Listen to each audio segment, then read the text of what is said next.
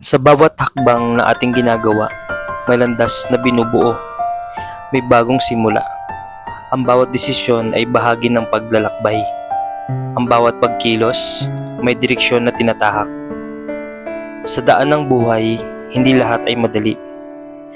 May mga balakid, may mga hadlang na kailangang lampasan. Ngunit sa bawat pagsubok, tayo ay tumatatag. Bawat hakbang ay nagbibigay aral at tapang. Ang pagkadapa ay parte ng proseso, hindi ito tanda ng kahinaan, kundi ng pagsusumikap. Sa bawat pagsubok, may lakas na taglay. Ang bawat pagkabigo ay hakbang patungo sa tagumpay. Kaya't huwag matakot sa bawat hakbang. Ang buhay ay puno ng misteryo at pagsubok.